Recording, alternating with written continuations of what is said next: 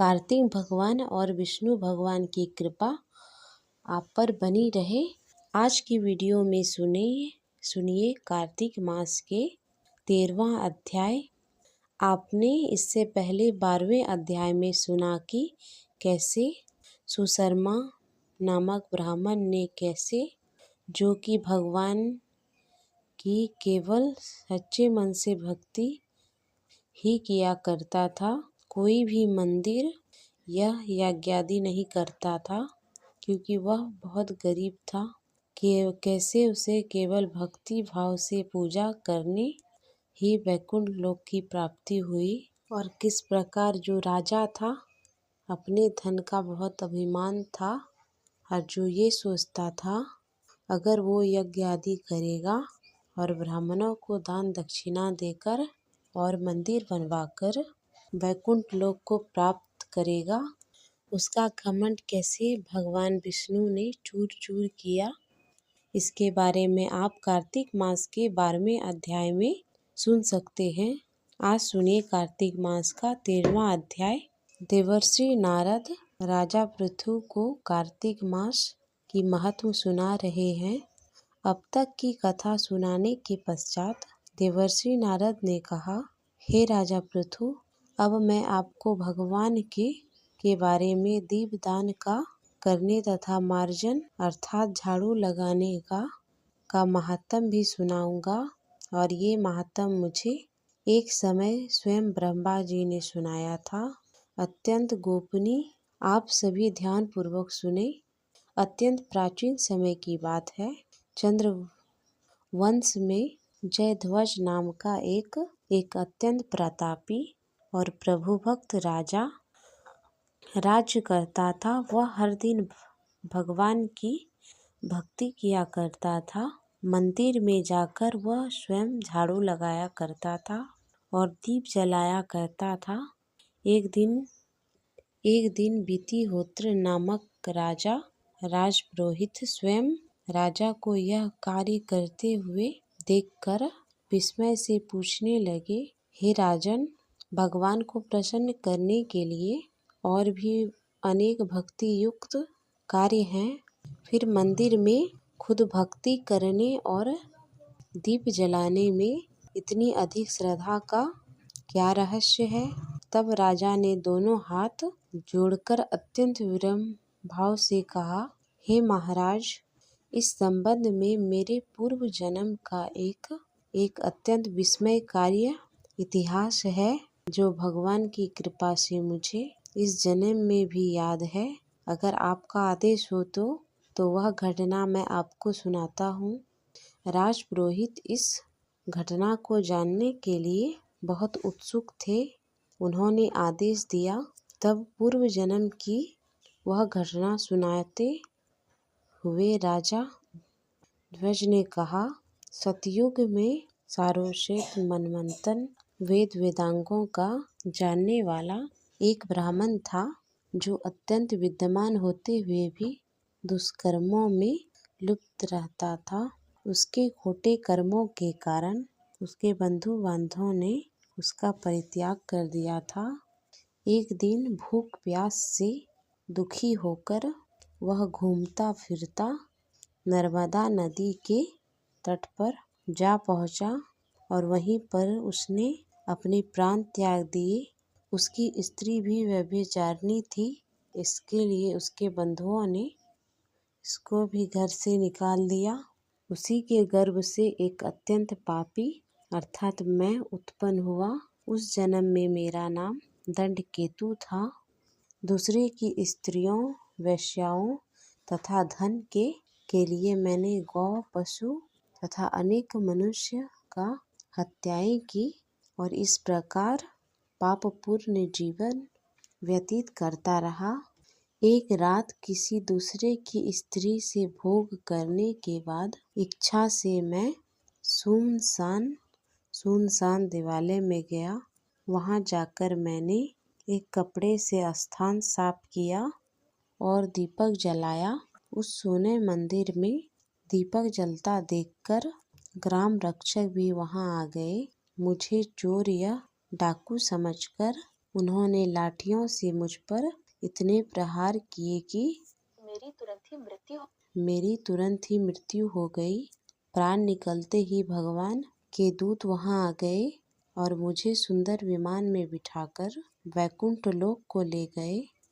कार्तिक के महीने में झाड़ू लगाने, मंदिर में और दीप जलाने से मुझे इतना फल मिला कि कई कल्प तक स्वर्ग में सुख भोग कर अब मैंने चंद्रवंश में जन्म लिया है।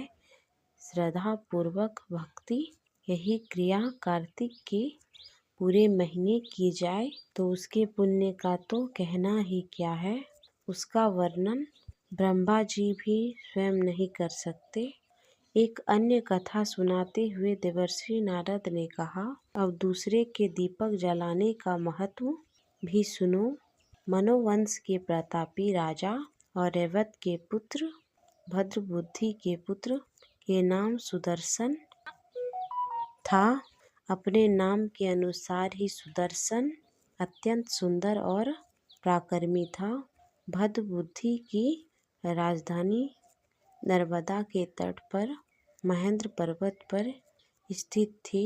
एक बार शिकार खेलने के लिए सुदर्शन अपने साथियों के साथ वन में घूमने गया।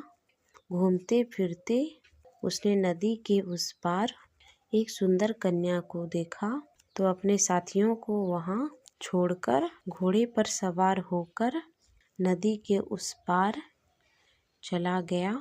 वहां उस रूपवती कन्या को देखकर सुदर्शन उस पर मोहित हो गया। कन्या भी उस अत्यंत सुंदर बलशाली पुरुष को देखकर लज्जा को प्राप्त हुई। तब सुदर्शन ने उस कन्या से उसका परिचय पूछा। कन्या ने बतलाया कि वह गौड़ राजा की पुत्री है और उसका नाम मदलांसा है। उसकी सखियों के साथ घूमने के लिए वो यहाँ पर आई हुई है। इसके बाद उन्होंने अपनी इच्छा से गंधर्व रीति से वही अपना विवाह भी कर लिया और कुछ समय तक नर्मदा नदी के तट पर विहार करते रहे। फिर वह दोनों अपने घर आकर बड़े आनंद से रहने लगे। कुछ समय के बाद राजा भद्रबुद्धि अपने पुत्र सुदर्शन को राज्य सौंपकर स्वयं वन में चले गए। राजा बनने के बाद सुदर्शन बड़ी कुशलता पूर्वक राज करने लगा।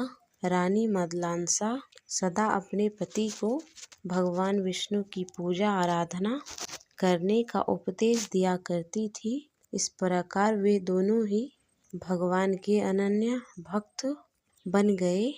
राजा सुदर्शन ने रानी की प्रेरणा से भगवान का एक स्वर्ण मंदिर बनवाया। अब दोनों ही प्रतिदिन उस मंदिर में भगवान का पूजन और कार्तिक मास में दीपदान किए करता था। एक दिन रानी मंदिर में दीपक जला रही थी कि उसी समय राजा ने उसे बुला लिया, परंतु दीपक जलाकर आने में रानी को थोड़ी देर हो गई। इससे राजा सुदर्शन ने क्रोध में आकर रानी से कहा, तुम तो कहती थी पति ही स्त्री का देवता होता है, फिर दीपदान करने में इतनी देर लगाकर तुमने मेरा अनादर क्यों किया? अगर देरी का और कोई गुप्त कारण हो तो? तब सती साध्वी रानी ने प्रश्नयुक्त कहा शब्दों में कहने लगी, हे महाराज, मैं आपको दीपदान का महत्व बतलाती हूँ। अब आप ध्यान पूर्वक सुने। अपने पिछले जन्म की कहानी सुनाते हुए रानी ने कहा, अपने पिछले जन्म में मैं एक चूहिया थी। गोदावरी के तट पर एक मंदिर में मैं रहा करती थी। एक दिन भगवान के मंदिर में रात को जलता हुआ दीपक बत्ती छोटी होने के कारण बुझने लगा था। तब मैंने घी खाने के लालच को बत्ती को मुंह से पकड़कर उठा दिया। मेरा ऐसा करने से दीपक की लौ तेज हो गई, परंतु इसके साथ साथ मेरा मुंह भी जल गया, जिसके कारण कुछ ही क्षणों में मेरी मृत्यु हो गई, क्योंकि रात के समय भगवान का दीपक प्रज्वलित करते हुए मेरी मृत्यु हो गई।